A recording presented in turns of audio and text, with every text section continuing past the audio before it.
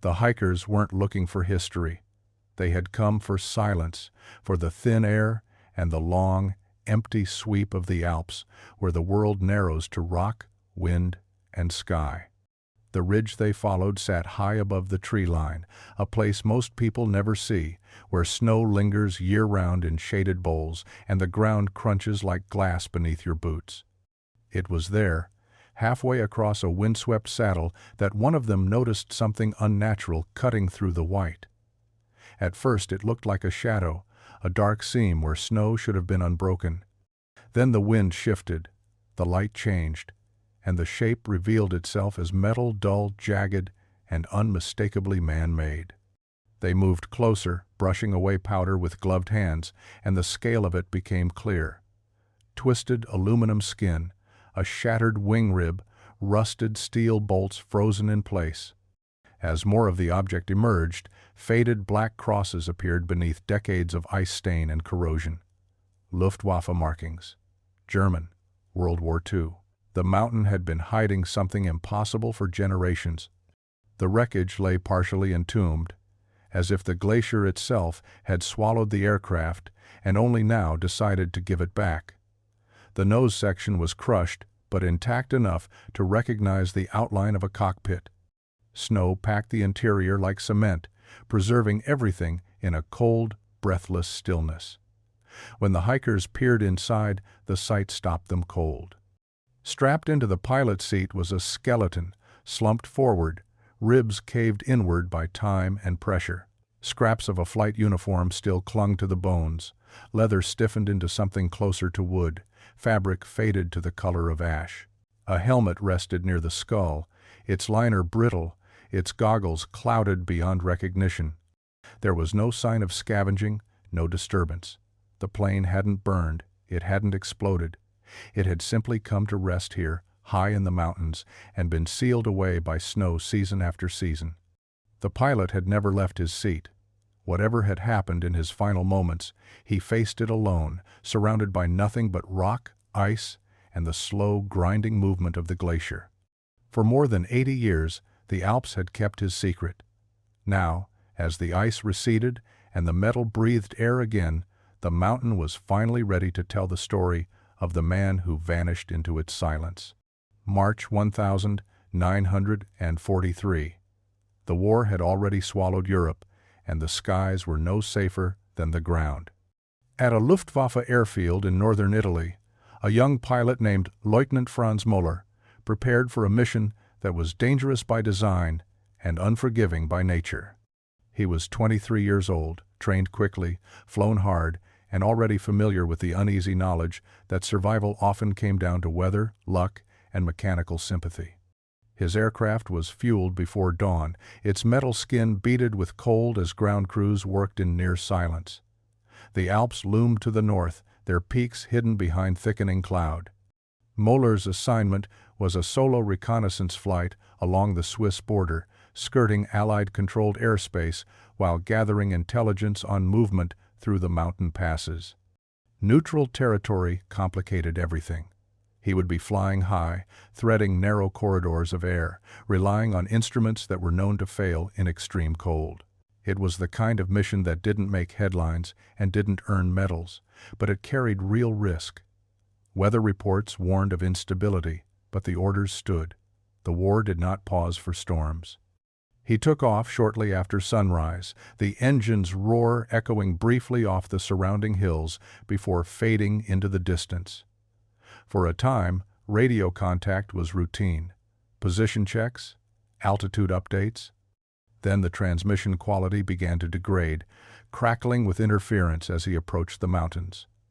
His final message was short and strained, reporting turbulence and deteriorating visibility. Moments later, the signal dissolved into static. Controllers waited, expecting him to reappear on another frequency, to descend below the cloud layer, to call in once conditions improved. He never did. By nightfall, it was clear something had gone wrong.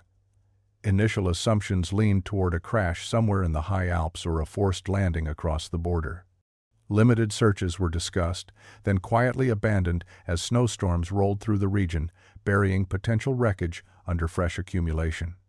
With aircraft and pilots disappearing daily across multiple fronts, Moeller's loss became another line in a ledger already too long. He was listed as missing in action. No wreckage was found, no body recovered. No answers offered to the family waiting back home. As the war ground on, his name faded from operational concern, then from memory altogether. The mountains kept their silence, sealing the truth beneath ice and time. For decades, Franz Moeller existed only as a question mark in an archive, a young man who took off one morning and never came back, his fate suspended somewhere between the clouds and the snowfields that would eventually reveal him. Before he was a ghost in a cockpit, Franz Moeller was a son, a brother, a student with calloused hands and restless eyes. Born in 1,920 inches, the quiet town of Ulm, he grew up on the edge of the old world and the new, too young to remember the First War, but old enough to be shaped by its aftermath. His father, a railway engineer, pushed him toward mathematics and mechanics, believing that structure was safety. Franz followed that path at first, enrolling in an engineering program in Munich, where he studied aerodynamics and dreamed not of war, but of flight as freedom. Then came the draft. In 1941, his studies were interrupted by the Reich's call for men who understood machines. The Luftwaffe needed pilots, and engineers made good ones. He trained fast, flew faster. By 1942, he was flying escort and reconnaissance missions across northern Italy, the Balkans, and into the Alps. But even as his record grew, something inside him pulled in the opposite direction. Letters recovered decades later from his sister Anna paint a portrait not of a fearless soldier, but of a thoughtful, conflicted young man. In one, dated December 1942, he wrote, "They say the sky is ours, but I've seen it eat people alive. The uniform fits but doesn't feel like mine." Another, penned just weeks before his disappearance, reads like a quiet confession. "Sometimes I look down and wonder if the mountains can swallow a man whole. Part of me hopes they can." He never spoke against the regime, at least not directly, but his words carried a weight that made clear he was flying for reasons beyond belief. It was duty, not ideology, that kept him in the air. The morning of March 14, 1943, was supposed to be uneventful. The orders described it as a short-range photographic sweep, nothing more. But winter still gripped the Alps that year, and storms moved fast over the ridgelines. By the time Franz's Messerschmitt climbed into the early light, wind shear was already building along the Italian border. The flight should have lasted under an hour. It was the kind of mission they called clean. No enemy fighters, no artillery, just clouds. But clouds can kill too, and for Franz Moeller, they did. The official flight plan traced a simple arc. Take off from the Verona Air Base, head northwest over the Dolomites, skirt the Swiss frontier, and return before noon. But nothing in the mountains is ever simple. Declassified Luftwaffe mission maps now show that Franz's intended path would have taken him across some of the most treacherous terrain in the region. Steep glacial valleys, jagged ridgelines, and ice-choked passes with names known only to local shepherds and climbers. It was a corridor of stone and sky where weather ruled absolutely. According to post-war Allied intelligence, no enemy aircraft were operating in the area that day. Radar coverage was limited, especially over neutral Swiss airspace. The only data came from scattered German radio stations, which logged Moeller's last known position near the Ortler Massif before his signal cut out entirely. For decades, that was the end of the story. But recently uncovered civilian accounts from 1943 tell a different story, one lost in wartime chaos and never entered into the official record. In a small village near the Austrian-Italian border, now little more than ruins, a farmer's diary describes a strange noise overhead. March 14th, heard an engine sputter behind the ridge at midday. Then nothing. Sky went quiet. Another account, passed down orally through 3 generations, came from a woodcutter who claimed to see a plane limping through the clouds, flying low, too low. It wasn't crashing, he said, but it wasn't flying right either. Minutes later, snow began to fall. Not a flurry, a wall. That afternoon, the storm arrived with sudden violence. A mass of frigid air moved in from the northwest, colliding with warmer fronts rising off the Po Valley. The result? A whiteout that blanketed the high passes in over a meter of snow within hours. Search efforts, limited and delayed, stood no chance. Even if wreckage had been visible that morning, it was now buried beneath feet of powder and ice. The Alps had sealed themselves again. For 82 years, no one knew how far Franz had made it, whether he bailed, whether he crashed, whether he simply vanished. Only now, with the glacier in retreat and the metal bones of his Messerschmitt rising through the melt, does the path become clear. He made it farther than anyone thought into the mountains, into the storm, and into a silence that would last nearly a century. When Franz Moeller failed to return, the response was procedural, restrained, and already constrained by a war that was consuming everything. Luftwaffe Command logged the disappearance within hours, marking his aircraft overdue and last known position somewhere along the Alpine frontier. Orders were issued for an aerial sweep at first light the following morning, but the mountains did not cooperate. Clouds still clung to the peaks. Visibility was poor, and winds at altitude made sustained search flights dangerous, even for experienced crews. A small number of reconnaissance planes were dispatched anyway, flying predetermined corridors along the border passes. They saw nothing. No smoke, no debris, no break in the snow that might suggest impact. Ground searches were considered, but the reality was grim. The region Franz had been flying over was inaccessible even in good weather. In March, it was lethal. Avalanches were common. Trails were buried. Any wreckage would have been swallowed almost instantly. After 3 days, the search was quietly scaled back. Official reports cited probable crash in high alpine terrain and noted that recovery was impossible under current conditions. By the end of the week, the effort was formally suspended. Franz's status was updated to vermissed missing. No grave, no confirmation, just absence. At that point in the war, his disappearance barely registered beyond a handful of clerks and commanding officers. In early 1943, the Luftwaffe was hemorrhaging pilots faster than it could train replacements. Stalingrad had already turned the tide on the Eastern Front. Allied bombing campaigns were intensifying. Every aircraft, every unit, every resource was being pulled toward survival. Searching for one missing pilot in the Alps was a luxury the regime could no longer afford. Files were closed. Attention moved on. Franz Moeller became a name among thousands of young men who had taken off and never landed, their fates unresolved and their remains unrecovered. To the system, he was a statistic. To his family, he was something far worse, a question that would never be answered. As months turned into years, the mountains kept their hold on him, and the war erased any remaining urgency to find the truth. By the time Europe fell silent in 1945, Franz was already part of history's long list of the missing, his story unfinished and buried somewhere no one could reach. What no one could have known in 1943 was that the very conditions that made the search impossible were also preserving the truth.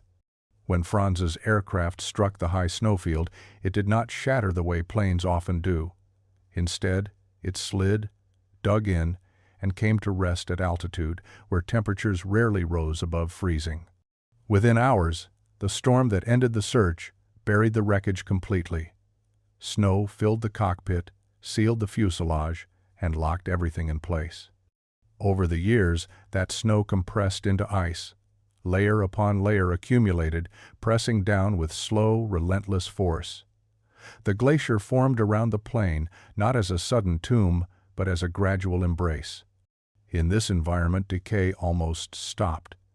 Bacteria that would normally break down organic material could not survive. Oxygen was scarce. Moisture froze solid. time itself seemed to slow. Scientists who later examined the site explained that alpine glaciers can act like natural preservation chambers. Unlike warmer environments where wreckage rusts and bodies decompose rapidly, high-altitude ice stabilizes temperature and shields remains from scavengers, weather, and sunlight. Even delicate materials, paper, leather, fabric, can survive far longer than expected. In Franz's case, his uniform did not rot away. It dried, stiffened, and endured. His body did not collapse into dust. It remained articulated, held together by the same cold that had killed him. The glacier did not keep him perfectly still. Over decades, it moved centimeters each year, carrying the aircraft slowly downhill like a conveyor belt made of ice. But the movement was gentle. The plane did not break apart. It traveled intact, hidden beneath the surface, until climate shifts and rising temperatures began to thin the ice above it. By the early 21st century, the glacier was retreating faster than it had in recorded history. Old crevasses reopened. Long buried objects began to surface. The mountains, once silent, started releasing what they had held. When Franz's aircraft finally emerged, it was not because it had been lost, but because it had been waiting, preserved not just as wreckage, but as a moment frozen in time, ready at last to be seen. The hikers were still trying to process what they'd seen when they made the call. Their GPS placed them high in the Bernese Alps, miles from the nearest village, but their signal was just strong enough to connect. They didn't know the full story. Not yet, but they knew enough. A downed plane, old, German, buried in the glacier, and inside it the unmistakable remains of a man who had died long ago. The voice on the other end of the emergency line was calm but changed immediately when the hikers mentioned a skeleton in a flight suit. Within hours, a team from the Swiss Alpine Rescue Service was dispatched, supported by mountain police and a military helicopter. The recovery would be delicate, dangerous, and slow. By nightfall, the crash site was sealed off. A perimeter was marked in the snow, and guards were posted to deter curious climbers. The altitude alone made access difficult. The wreck lay partially exposed, jagged metal glinting beneath layers of wind-scoured ice. The forward fuselage was embedded deep into the slope, but the markings were still visible, black iron crosses, faded but intact. News spread quickly. Word reached the press within 24 hours. A local outlet ran the first headline: "Skeletal remains found in World War II era plane on glacier." International media picked it up by morning. Photos taken from a rescue drone showed the aircraft's crumpled frame half submerged in ice, its cockpit cracked open by time and pressure. What captured the world's attention, though, was the figure inside. Though partially obscured by snow, the form was unmistakable, arms folded, spine curved forward, still strapped into the seat. A body untouched by war or wilderness, hidden in the cold for more than 8 decades. Speculation followed quickly. Who was he? What mission had brought him here? Why had no one ever found him? The Swiss authorities issued a short statement confirming that the aircraft was of German origin, likely downed during World War II, and that human remains had been discovered on site. The rest, they said, would come later, after recovery, after identification, after the mountain gave up its story. But even in that moment, the world knew this was more than a wreck. It was a time capsule, a relic of a forgotten mission, and a pilot who had never been lost, only waiting to be found. The recovery team moved slowly. Every step had to be measured, every action deliberate. The site was not just a crash zone, it was an open grave, a historical artifact, and a frozen crime scene all at once. The operation began at dawn 2 days after the initial discovery. Helicopters dropped in modular gear, ice saws, thermal blankets, evidence containers, and insulated stretchers. A small tent was erected nearby as a makeshift command center. Specialists from the Swiss Federal Office of Civil Protection joined the effort, along with a forensic anthropologist from Zurich and 2 military historians. The body was the priority. The skeletal remains had been partially revealed by the melting glacier, but the torso and lower limbs were still encased in ice. It took nearly 6 hours to free the figure without damage. They worked in silence, brushing away layers of snow, slicing carefully through the surrounding ice, until finally the remains came free, still seated, still bound to the wreck by a rusted harness. When the body was lifted out, the team paused. There was no ceremony, no words, just a heavy, shared understanding that this man had died alone and had now finally come home. Then came the secondary search inside the cockpit, beneath the twisted frame, along the ice shelf where debris had scattered over the years. What they found painted a picture not just of the crash, but of the man himself. A Luger pistol, rusted solid, lay in its holster at his side. Near his feet was a metal box, crushed but still closed inside, half-burned flight maps with handwritten notations, ink faded but still legible. Tucked into a storage pocket behind the seat was a flight logbook, water-damaged and warped by time, its pages stuck together like frozen leaves. On a chain around the pilot's neck were 2 worn dog tags, Franz Moeller, Lieutenant, Luftwaffe. A name, a confirmation. At last. The remains and artifacts were airlifted to a secure forensic lab in Interlaken. Each item would be catalogued, analyzed, preserved. DNA testing would be done. Archival comparisons would follow. But none of that changed what had already been discovered. The plane had not simply crashed. It had landed in history, buried deep, sealed in silence. And now, piece by piece, that silence was breaking. The final confirmation came not with drama, but with quiet certainty. Forensic pathologists at the Interlaken lab worked with meticulous care, extracting what fragments of identity remained after 8 decades in the ice. Dental structures, surprisingly intact, were scanned and cross-referenced with digitized Wehrmacht records preserved by the Bundesarchiv in Berlin. It didn't take long. The records matched exactly. Lieutenant Franz Moeller, Luftwaffe reconnaissance pilot, born the 7th of September, 1920. Missing in action the 14th of March, 1943. Case closed. Alongside the dental match, forensic teams found partial fingerprints preserved in frozen leather and further supported the ID with DNA from a molar. It was sent to Germany, where genealogical databases helped locate surviving relatives, distant cousins, and a grandnephew living outside Hamburg.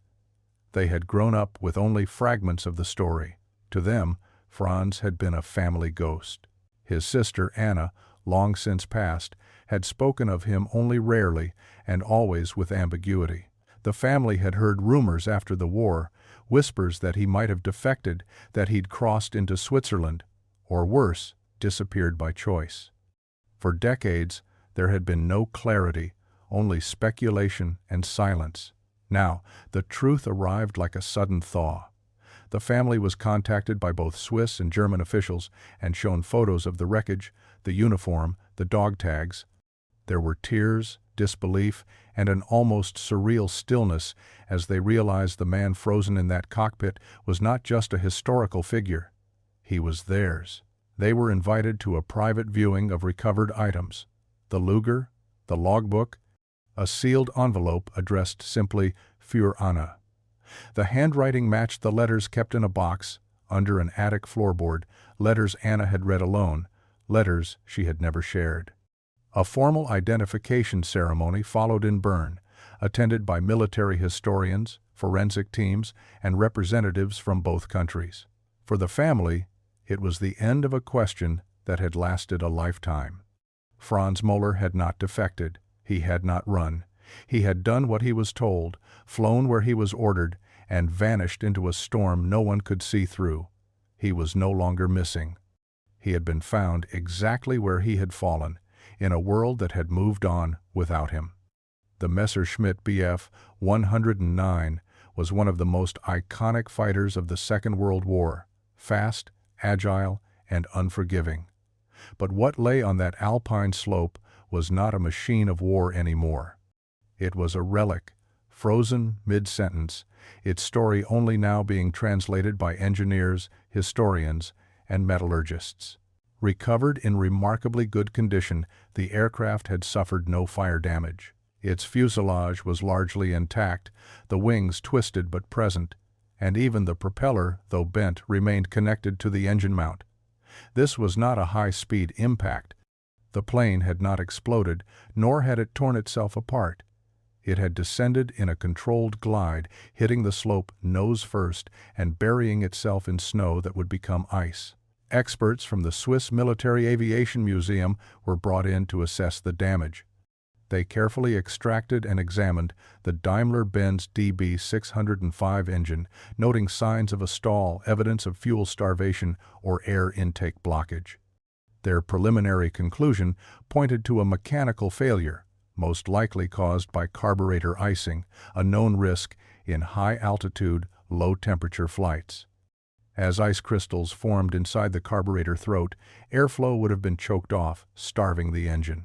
Another possibility emerged during the inspection of the fuel lines. Fine fractures and signs of brittleness hinted at a rupture. Whether caused mid-flight or by decades under pressure from the glacier was unclear, but either scenario could have forced Moeller to ditch. The cockpit instruments were in various states of decay. The altimeter was frozen at just under 2,000 meters. The artificial horizon had shattered, but the compass remained mounted, needles still twitching slightly with magnetic memory. The logbook, recovered from a sealed compartment, offered no final note, just coordinates from the previous leg and flight headings written in pencil. The final page ended midline. There was no radio call for help, no SOS scribbled in haste.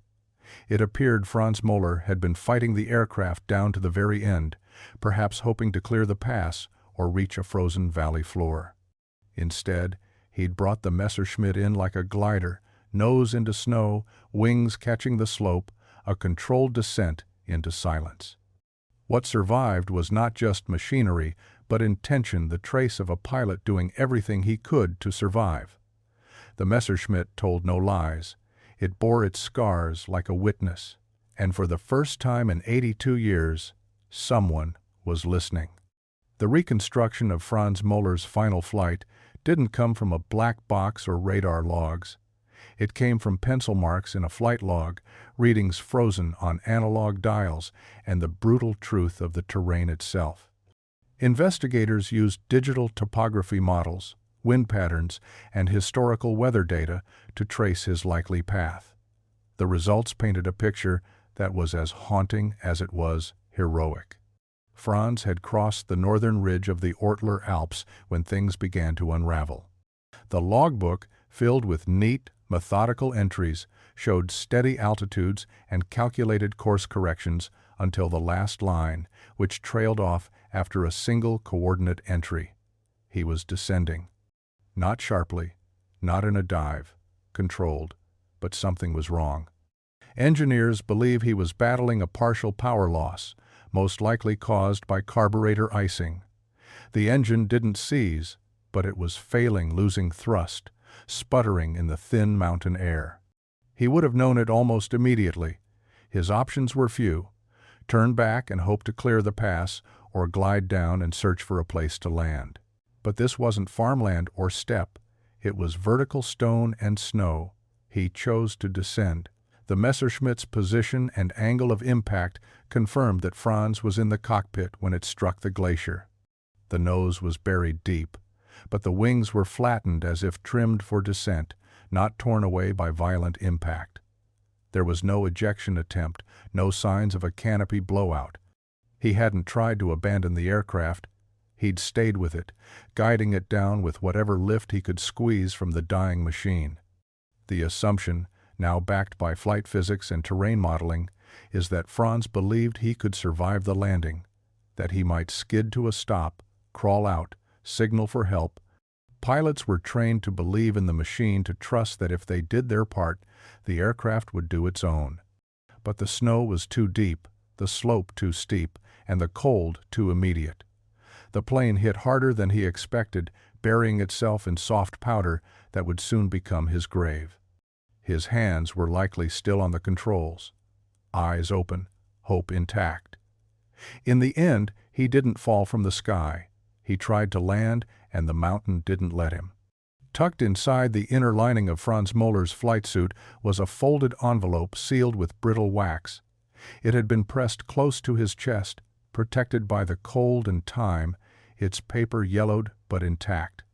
When forensic examiners opened it under controlled conditions, they found a single sheet of lined writing paper, the ink slightly smeared, the handwriting unmistakably the same as the letters found in his wartime correspondence. The letter was addressed simply, Für Anna. It was short. No date, no location, just words written clearly, steadily, perhaps in the final minutes of flight, or just after realizing there would be no safe return. The note read, "If this is my end, I hope it finds peace one day. I am not afraid. The mountains are quiet. I think they always have been. Tell Mother I flew well. Tell Father I saw the sky, just as he did. I wish I had written more. But perhaps this is enough. Your brother, Franz."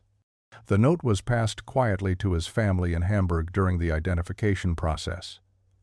There were no cameras, no press, only stillness as it was read aloud by one of the surviving nephews. The room was silent by the time the last line was spoken. No one moved.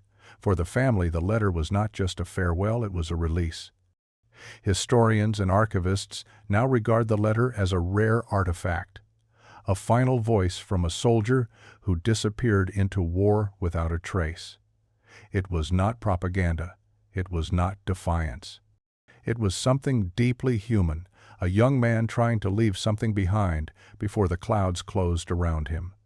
What struck most people who read the note was not its sorrow, but its grace. Franz had faced his fate, not with panic, but with clarity. He didn't ask to be remembered as a hero or even a victim. He asked only for peace, for an ending that mattered to someone. That small piece of paper, frozen inside his coat for 82 years, became more than evidence. It became a message pulled from the heart of the 20th century, proof that even in the coldest, loneliest corners of history, someone still hoped to be heard. And now, he finally is. Franz Müller returned home with no fanfare, no parade, just a silence that had waited 82 years to be broken. His remains were flown to Germany in a sealed casket, draped with the modern Bundeswehr flag, not the insignia of the regime he had once served. The gesture was deliberate. He was not being honored as a symbol of war, but as a lost son finally returned to the country that had never known what became of him. The military ceremony took place at a small airbase near Ulm, not far from where he'd been born. It was modest by design. A chaplain spoke not of victories, but of remembrance. Representatives from the German Ministry of Defense laid a wreath. His surviving relatives stood quietly as taps echoed across the runway. For them, this wasn't about nationalism or closure, it was about presence. Franz had always been missing. Now he was home. The remains were interred at a civilian cemetery beneath a granite marker etched with his name, birth date, and the words Vermisst, jetzt, gefunden. Missing, now found. But back in Switzerland, another tribute took shape. Near the site where the Messerschmitt had been recovered, a small memorial was erected with the cooperation of Swiss authorities and local historians. A simple plaque was mounted into the rock face just above the glacier's edge. It bore his name, his rank, and a line from his letter. "The mountains are quiet. I think they always have been." The crash site itself was left untouched, preserved as a place of memory, not spectacle. A quiet curve in the snow, now marked on no maps, visited only by those who know where to look. Historians have since written of Franz, not as a hero, but as a representative of the countless young men consumed by the machinery of war. He was one of millions who were pulled into something vast and impersonal, who flew or marched or simply vanished, their stories unfinished.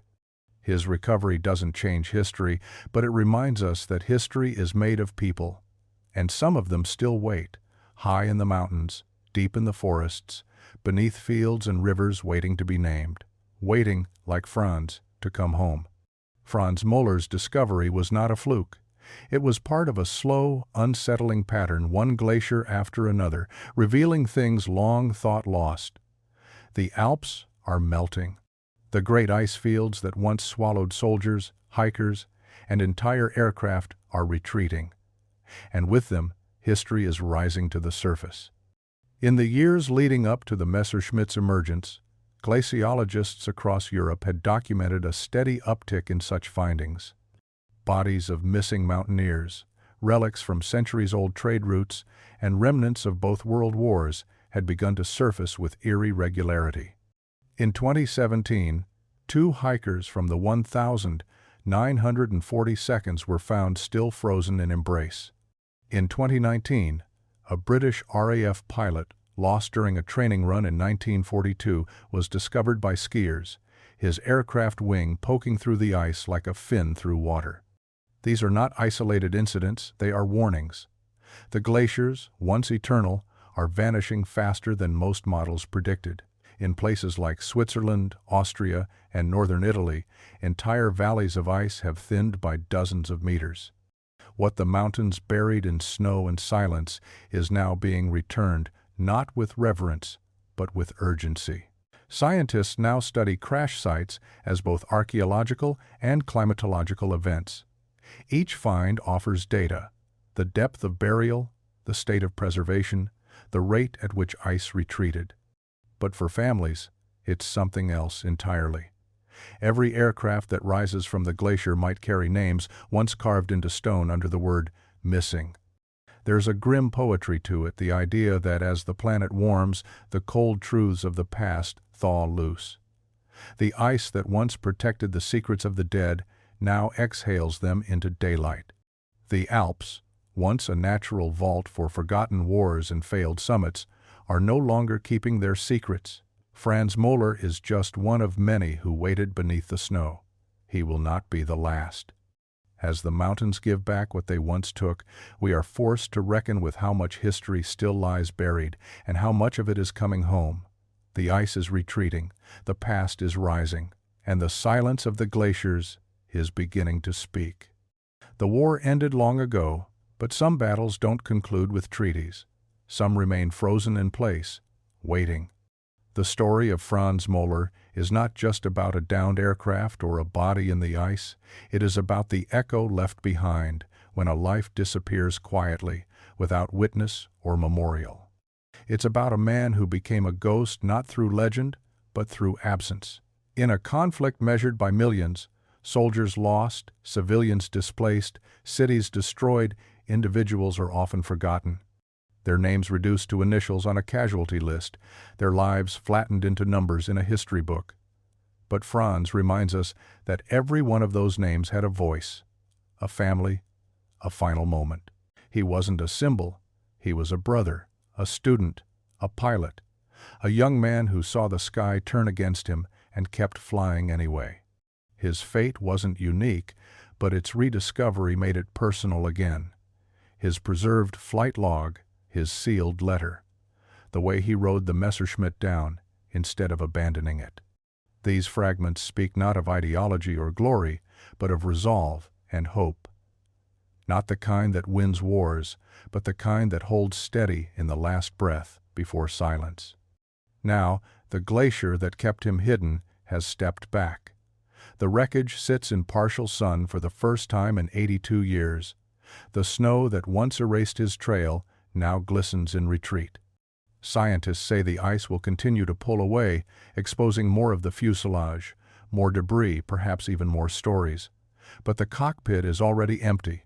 Franz is gone. And yet, standing there, surrounded by mountains that once swallowed him whole, you can almost hear it.